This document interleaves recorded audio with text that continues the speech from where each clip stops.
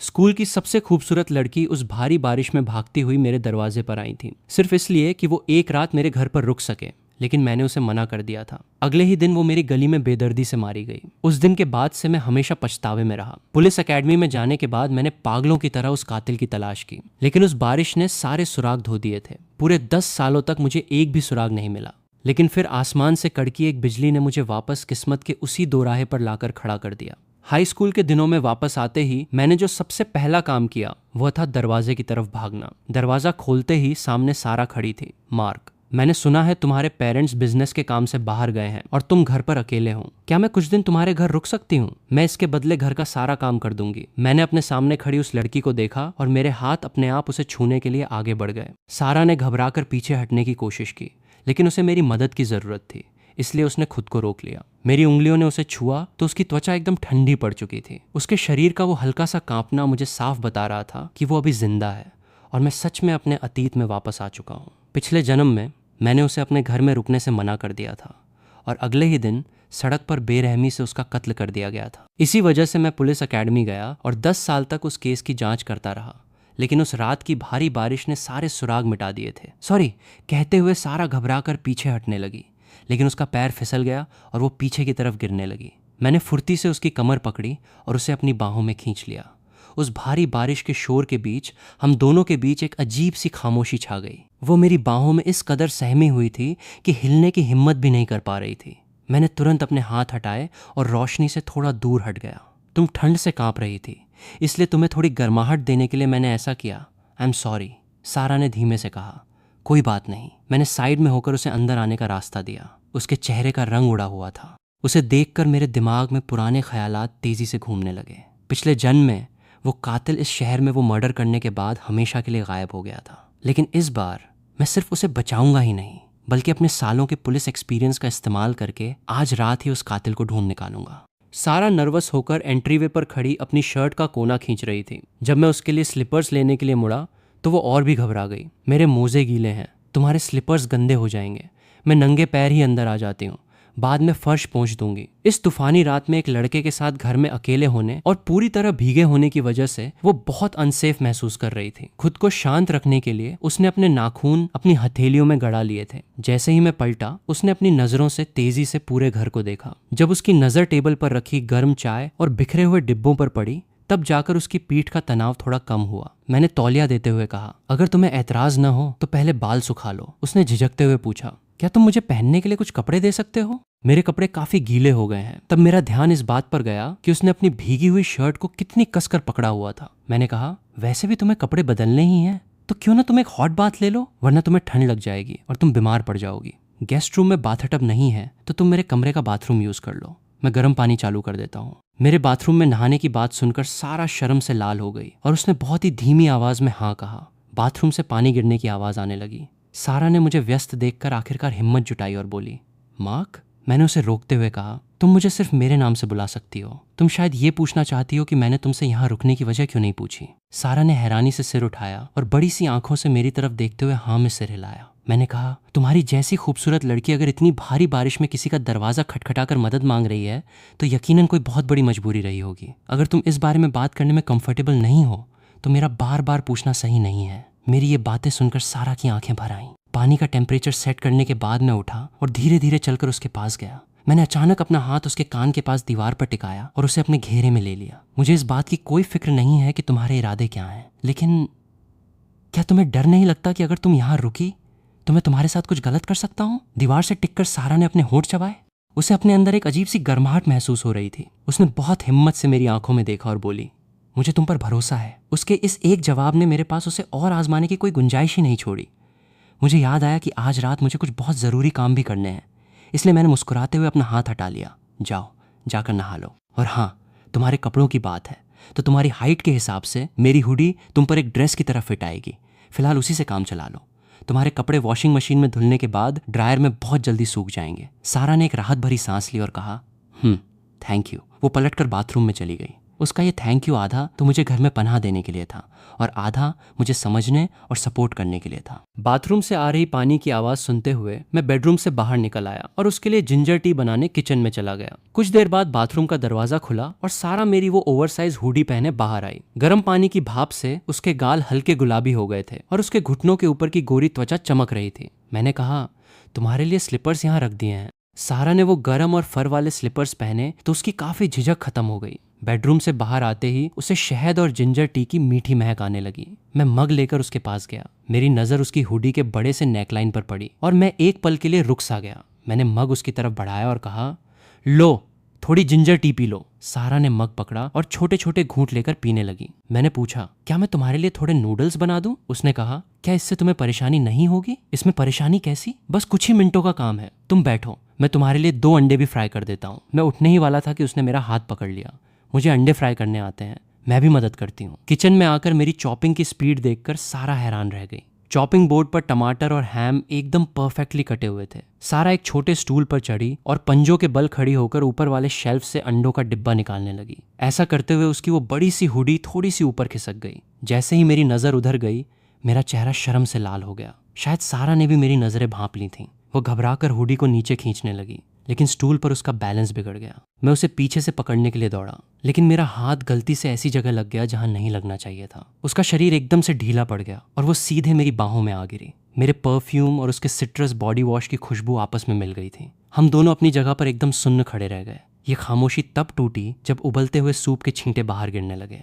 मैंने तुरंत अपने हाथ पीछे खींचे, थोड़ा पीछे हटा और उसके हाथ में चम्मच थमा दिया। तुम इसे चलाओ, मैं अंडे निकालता हूँ। मुड़ते ही मैंने आईने में देखा कि मेरे कान पूरी तरह लाल हो चुके थे। तो इतने सालों में ऐसा नहीं था कि मुझे लड़कियों में कोई दिलचस्पी नहीं थी, बल्कि बात बस इतनी थी कि कोई और मुझे कभी इस तरह का एहसास दिला ही नहीं पाई। सारा भी लाल चेहरे के साथ सिर झुकाए नूडल्स चला रही थी। तेल की छनछनाहट ने हमारे धड़कते दिलों की आवाज को काफी हद तक छुपा लिया था। सूप की खुशबू से पूरा किचन महक उठा। मैंने नूडल्स टेबल पर रखे और जानबूझकर उसकी कांपती उंगलियों को छूने से बचा। ध्यान से, बहुत गर्म है। तुम्हें जो चैनल देखना हो लगा लो। टीवी ऑन होते ही सारा ने अपनी चॉपस्टिक्स कसकर पकड़ ली। टीवी स्क्रीन पर वही एडल्ट वीडियो चल रहा था जिसे मैं पहले बंद करना भूल गया था। सीन काफी इंटेंस था। मैंने अपनी शर्मिंदगी छुपाने के लिए हल्का सा खांसा और तुरंत मेनू पर जाकर क्रेयॉन शिनचैन लगा दिया। मैं तो भूल ही गया था कि पहले भी मैं इसी डर से उसे अंदर आने से मना कर देता था कि कहीं वो ये सब न देख लें। शुक्र है कि इतने सालों के तजुर्बे ने मुझे थोड़ा ढीठ बना दिया था। बिना कोई एक्सप्रेशन बदले मैंने ऐसे रिएक्ट किया जैसे कुछ हुआ ही ना हो। सारा ने भी तुरंत टॉपिक चेंज कर दिया। मुझे नहीं पता था कि तुम इतनी अच्छी कुकिंग करते हो। मैंने टिश्यू पेपर से उसकी नाक पर आई पसीने की बूंदों को हल्के से पोंछा। पसीना आ रहा है ना, इसका मतलब है कि शरीर की ठंडक बाहर निकल रही है। आराम से खाओ, बर्तन में और भी है। वो पूरे फोकस के साथ नूडल्स खा रही थी। उसने सूप के साथ पूरा बाउल एकदम साफ कर दिया और उसके चेहरे पर एक अजीब सा सुकून था। क्या एक बाउल से तुम्हारा पेट भर गया? उसने हाँ में सिर हिलाया। उसके इतना कहते ही बाहर जोर से बिजली कड़की। मेरी नजर तुरंत घड़ी पर गई। 9:57 बज रहे थे। पिछले जन्म में हुए उस मर्डर के टाइम में अब सिर्फ आधा घंटा बचा था। इस बार मैं उस कातिल का असली चेहरा देख कर ही रहूंगा। वक्त बहुत कम था।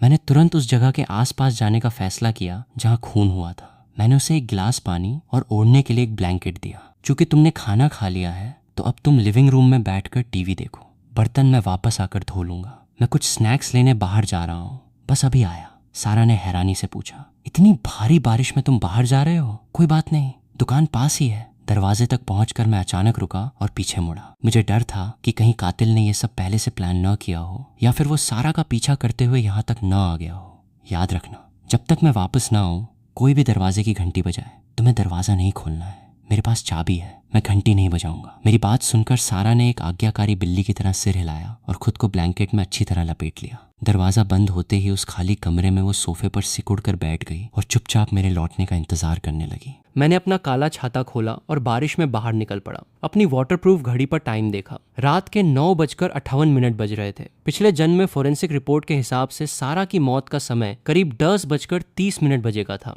आज रात मेरा टारगेट वो 24 घंटे खुलने वाला कन्वीनियंस स्टोर था जो उसके उस रास्ते में पड़ता था जहां से उसे गुजरना था। पिछले जन्म में सारा ने उसी स्टोर से छाता लिया था और कुछ खाने के बाद उस गली की तरफ गई थी जहां उसका मर्डर हुआ था। हालांकि आज रात वो मेरे घर पर सेफ थी, लेकिन मुझे ये कंफर्म करना था कि क्या टाइमलाइन अपने आप को सही करने की कोशिश करेगी। क्या सारा की जगह कोई और उस जगह पर मरेगा? मैं ऐसा बिल्कुल नहीं होने दे सकता था। रास्ते में मैंने अपना फोन निकाला और घर का कैमरा चेक किया। स्क्रीन पर सारा सोफे पर घुटने मोड़कर बैठी टीवी देख रही थी। ये तसल्ली होने के बाद कि वो शांति से घर पर है और कहीं गई नहीं है, मैंने अपने कदम तेज कर दिए। कन्वीनियंस स्टोर के पास पहुंचते ही मुझे किसी के कराहने की आवाज आई। गली के कोने में कूड़ेदान के पास एक दुबला पतला लड़का सिकुड़ा हुआ पड़ा था। कुछ गुंडे उसे घेर कर लात घूंसे मार रहे थे और बदतमीजी से पूछ रहे थे कि उसने अपने हाथ में क्या छुपा रखा है। जमीन पर गिरे उस लड़के ने एक हल्के भूरे रंग का रुमाल कसकर पकड़ा हुआ था और उसके पास ही एक लोहे का डिब्बा गिरा था। मैंने एक नजर में ही उसे पहचान लिया। वो मेरी क्लास का सबसे शांत रहने वाला लड़का टॉमी था, जिसे सब बुली करते थे। मेरी आवाज सुनकर उन गुंडों ने पलट कर देखा और उनका चेहरा सफेद पड़ गया। मेरे पेरेंट्स का इस शहर में काफी रुतबा था, इसलिए ये गुंडे हमेशा मुझसे खौफ खाते थे। मैंने अपना छाता नीचे भी नहीं किया और वे भूत देखने जैसी हालत में वहां से भाग खड़े हुए। अब उस गली में सिर्फ बारिश की बूंदों के टिन के डिब्बे पर गिरने की आवाज गूंज रही थी। मैं नीचे झुका और टॉमी के सिर पर छाता लगा दिया। तुम ठीक हो? क्या मैं तुम्हें हॉस्पिटल छोड़ दूं? उसकी कलाई पर अब भी 3 महीने पहले जलने का निशान साफ दिख रहा था। मैंने उसे उठाने के लिए हाथ बढ़ाया, पर उसने किसी करंट की तरह अपना हाथ पीछे खींच लिया। लोहे का वो डिब्बा दीवार से टकराया और कुछ क्रेयॉन और बिल्ली के खाने का आधा पैकेट कीचड़ में गिर गया। इतनी भारी बारिश में तुम आवारा बिल्लियों को खाना खिलाने निकले हो? टॉमी ने बस हल्का सा सिर हिलाया और अचानक उसे जोरों की खांसी आने लगी। उसके कमजोर कंधे बारिश में कांप रहे थे। मैंने अपनी जैकेट उतारी और उसकी तरफ उछाल दी। इसे पहन लो। क्या तुम्हारी माँ फिर से आउट ऑफ टाउन है? अगर तुम बीमार पड़ गए तो तुम्हारे छोटे भाई का ख्याल कौन रखेगा? तभी मेरे दिमाग में पिछले जन्म की सीसीटीवी फुटेज फ्लैश हुई। पिछले जन्म में सारा ने कन्वीनियंस स्टोर के बाहर कुछ ऐसा देखा था जिसकी वजह से वो उस गली में गई थी। टॉमी को देखकर मुझे अचानक सब समझ आ गया। सारा ने यकीनन टॉमी को उन गुंडों से पिटते हुए देखा होगा। मेरे दिमाग में पिछले जन्म की सारी डिटेल्स तेजी से घूमने लगी। अगर सारा उस रात कन्वीनियंस स्टोर से निकलकर इस बुलिंग को रोकने आई होगी तो पूरी तरह भीगी होने के कारण उन गुंडों का ध्यान टॉमी से हटकर सारा पर चला गया होगा। मैंने याद करने की कोशिश की कि पिछले जन्म में मंडे को टॉमी कैसा दिख रहा था। उस दिन उसकी चोटें आज से कहीं ज्यादा गहरी थीं, लेकिन सारा की मौत पर उसका कोई खास रिएक्शन नहीं था। इसका मतलब था कि पिछले जन्म में टॉमी ने यकीनन अपनी जान पर खेलकर उन गुंडों को रोका होगा ताकि सारा वहां से भाग सके। अगर उन गुंडों ने सारा का मर्डर नहीं किया तो असली कातिल कोई और था। थोड़ा और सोचने पर मुझे एक सबसे अहम सुराग मिला। कातिल का हथियार! इस तूफानी रात में जो भी वो जानलेवा चाकू लेकर घूम रहा होगा वही सबसे बड़ा सस्पेक्ट होगा। ये सोचकर कि उन 3 गुंडों के पास चाकू हो सकता है, मुझे इस बात पर बहुत पछतावा हुआ कि मैंने उन्हें भागने दिया। जहां तक बुरी तरह घायल टॉमी का सवाल था, पिछले जन्म में वो ग्रेजुएशन तक जिंदा रहा था, इसलिए अभी मुझे उसे यहीं छोड़ना होगा। अगर तुम ठीक हो तो जल्दी से अपने घर जाओ। मैं पलटा ही था कि मेरी नज़र टॉमी के टूटे हुए छाते पर पड़ी। मैंने अपना काला छाता उसके हाथ में थमा दिया। तुम्हारा छाता टूट गया है, मेरा ले लो। मुझे कुछ काम है, इसलिए मैं तुम्हें घर नहीं छोड़ सकता। ध्यान से और जल्दी घर पहुंचो। इससे पहले कि टॉमी मना करता, मैं उस भारी बारिश में भाग चुका था और नजरों से ओझल हो गया। बारिश इतनी तेज थी कि वे तीनों गुंडे ज्यादा दूर नहीं भाग पाए होंगे। वे एक शेड के नीचे छुपकर बारिश रुकने का इंतजार कर रहे थे। वे मुझे गालियां देते हुए प्लान बना रहे थे कि कैसे मेरे सिर पर बोरा डालकर मुझे पीटें, लेकिन मेरे बैकग्राउंड की वजह से वे डर भी रहे थे। जब वे इसी उधेड़बुन में थे, मैं बहुत तेजी से भागता हुआ उनके सामने जा पहुंचा। तीनों गुंडे मुझे देखकर बुरी तरह डर गए। उन्हें लगा मैं पैसे मांगने आया हूँ, इसलिए वे हाथ हिलाते हुए पीछे हटने लगे। हेलो दोस्तों, मुझे कुछ उधार चाहिए। तीनों ने शक और बचाव की नजरों से एक दूसरे को देखा। पैसे नहीं, कुछ और। वे तीनों कंफ्यूज होकर मेरी तरफ देखने लगे। मैंने उनकी आंखों में देखा और एक बहुत ही मासूम सी स्माइल दी।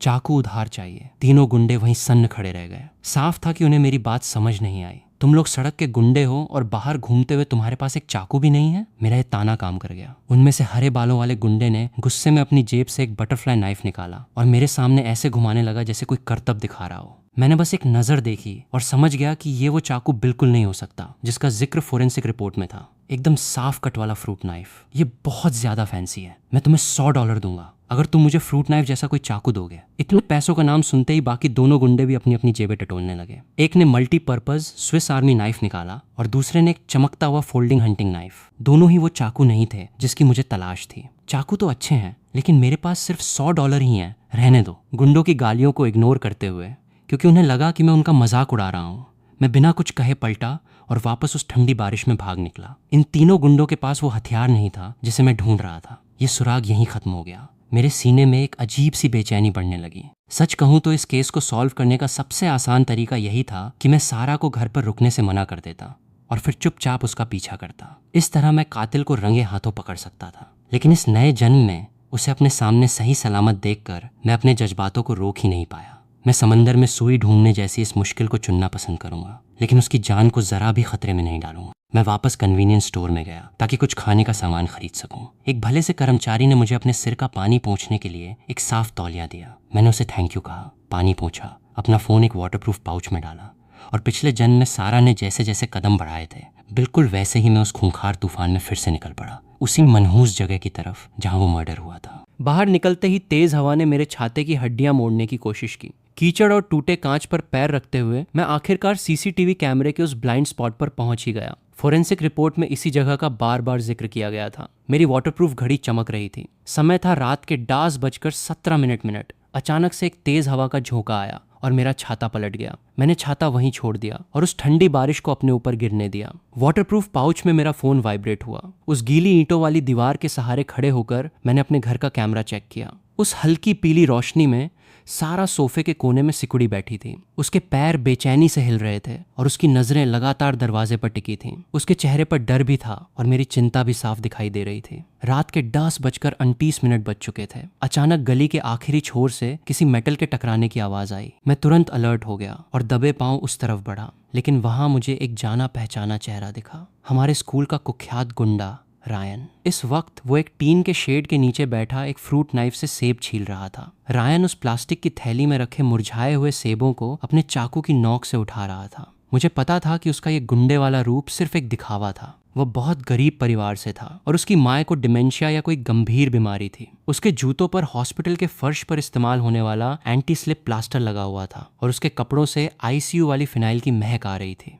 लेकिन मेरा पूरा ध्यान उसके हाथ में मौजूद उस फ्रूट नाइफ पर था। उस चाकू का डिजाइन और साइज बिल्कुल वैसा ही था जैसा सारा के मर्डर केस की फाइल में लिखा था। तुम बारिश में क्या कर रहे हो?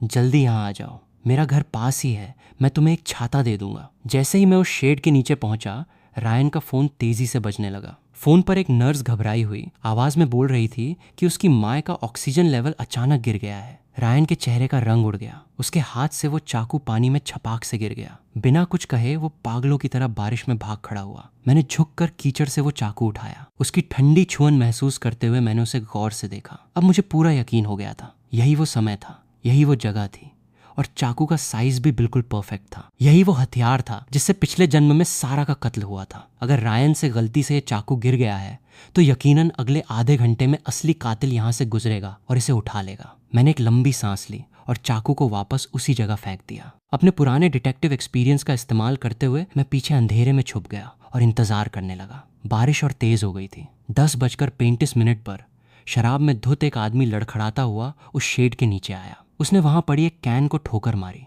और उसके कीचड़ से सने जूते उस चाकू के हैंडल पर पड़े, जिससे चाकू का ब्लेड कीचड़ में और गहराई तक धंस गया। फिर वो अपनी आधी बची बोतल पकड़े वहां से चला गया। 10:37 पर एक डिलीवरी बॉय ने अपनी साइकिल का ब्रेक लगाया, पर वो फिसल कर उस चाकू के ऊपर गिर पड़ा। वो गालियां बकता हुआ उठा और गुस्से में उस चाकू को नाली की तरफ लात मार दी। वो चाकू पूरी तरह से कीचड़ और गंदे पानी में छुप गया। अब रात के 10:55 बज रहे थे। कीचड़ में सने उस चाकू को किसी का इत्तेफाक से ढूंढ लेना नामुमकिन था। सारा की मौत के अंदाजे वाले समय में अब बस कुछ ही मिनट बचे थे। तभी काले रंग का रेनकोट और मास्क पहने एक परछाई उस गली में दाखिल हुई। वो थोड़ा झुक कर चल रहा था। वो सीधा उस कीचड़ में दबे चाकू की तरफ गया और नीचे झुक गया। मेरे शरीर की नसें एकदम तन गईं। जैसे ही उसने चाकू का हैंडल पकड़ा, रेनकोट की आस्तीन से उसका हाथ बाहर आया। उसकी कलाई पर एसिड से जलने का एक बहुत ही साफ निशान था। मैं तुरंत अंधेरे से बाहर आया और उस धुंधली सी रोशनी में रेनकोट के अंदर मौजूद उस चेहरे को साफ देखा। वो और कोई नहीं बल्कि हमारे स्कूल के सबसे शरीफ और अच्छे माने जाने वाले केमिस्ट्री टीचर मिस्टर डेविस थे। मेरे अंदर जैसे एक तूफान सा उठ गया। 3 महीने पहले लैब में लड़ते हुए बच्चों को बचाने के चक्कर में उनका खुद का हाथ एसिड से जल गया था। उस हादसे के बाद भी उन्होंने उन बच्चों को बड़े प्यार से समझाया था। वो अपनी पत्नी की हर बात मानने वाले पति के रूप में जाने जाते थे और हर कोई उनकी इज्जत करता था। लेकिन अगर कातिल वो थे तो पिछले जन्म की सारी कड़ियां जुड़ जाती थीं। पिछले जन्म में सारा पर उस अंधेरी गली में हमला हुआ था। लेकिन उसके भागने या संघर्ष करने का कोई निशान नहीं था। ऐसा इसलिए था क्योंकि वो भी इस शरीफ टीचर पर पूरा भरोसा करती होगी। अगर मिस्टर डेविस ने उसे अपना रेनकोट ऑफर किया होगा और कहा होगा कि वो उसे अपने घर ले जाकर अपनी पत्नी के पास सेफ रखेंगे, तो उस तूफानी और डरावनी रात में सारा उन पर जरा भी शक नहीं करती। ये सब सोचकर मेरा दिल दर्द से भर गया, लेकिन मैं कोई भी कदम जल्दबाजी में नहीं उठा सकता था। आखिरकार इस वक्त के मिस्टर डेविस ने अभी तक कोई जुर्म नहीं किया था। मैंने अपनी पुलिस ट्रेनिंग का इस्तेमाल करके ये पता लगाने का फैसला किया कि वो इतनी रात गए बाहर क्या कर रहे थे। Mister Davis! मेरी आवाज सुनकर उन्होंने सिर उठाया। मुझे इस तरह पूरा भीगा हुआ देखकर उनके चेहरे पर हैरानी और चिंता साफ झलक रही थी। मार्क, तुम इस हालत में यहाँ क्या कर रहे हो? कहीं तुम बारिश में तो नहीं फंस गए थे? सर, आप इतनी रात को बारिश में बाहर क्यों निकले हैं? मैंने उनके चेहरे के हाव भाव को गौर से देखते हुए पूछा। मैंने उनकी आंखों में एक पल के लिए झिझक साफ देखी। कुछ नहीं, बस एक सिगरेट का पैकेट लेने निकला था। वो झूठ बोल रहे थे। मिस्टर डेविस कभी सिगरेट नहीं पीते थे। ये बात पूरा स्कूल जानता था।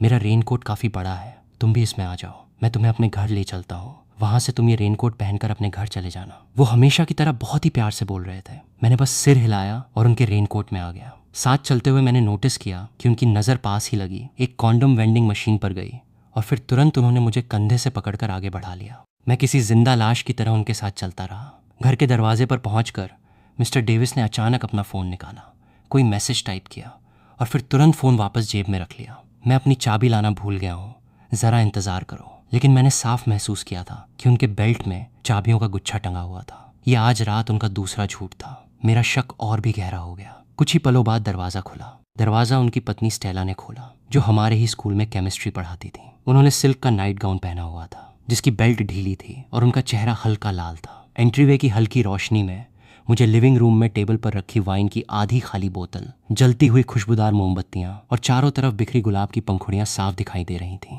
हवा में एक अजीब सा रोमांटिक सा माहौल था। उसी पल मेरे दिमाग की सारी बत्तियां जल उठीं और सारे सुराग एक सीधी लाइन में जुड़ गए। मिस्टर डेविस आज रात अपनी पत्नी के साथ रोमांटिक वक्त बिताने वाले थे, पर शायद कॉन्डम खत्म हो गए थे, इसलिए वो बारिश में बाहर निकले। अपनी आदत के मुताबिक उन्होंने रास्ते में नाली में फंसा कचरा साफ किया होगा और उसी दौरान उन्हें वो चाकू मिल गया। मुझे देखकर उन्हें वेंडिंग मशीन से सामान लेने में शर्म आई होगी और मुझे अकेला छोड़ना उन्हें सही नहीं लगा, इसलिए वो मुझे अपने साथ घर ले आए और दरवाजे पर चाबी न होने का नाटक करके मैसेज करना। वो बस अपनी पत्नी को कपड़े बदलने का वक्त दे रहे थे। उनका हर अजीब बर्ताव अब पूरी तरह से साफ हो चुका था। मैंने स्टेला से तौलिया लिया और अपने बाल पोंछने लगा, लेकिन अब मेरे मन का शक एक बहुत बड़े सवाल में बदल गया था। अगर वो सच में एक अच्छे इंसान हैं और उनकी पत्नी घर पे उनके लौटने का प्यार से इंतजार कर रही थी, तो क्या ऐसा इंसान रास्ते में किसी स्टूडेंट को मरने के लिए छोड़ देगा या फिर उसका मर्डर कर देगा? स्टेला का ध्यान मिस्टर डेविस के हाथ में मौजूद उस गंदे चाकू पर गया। नाली के पास मिला,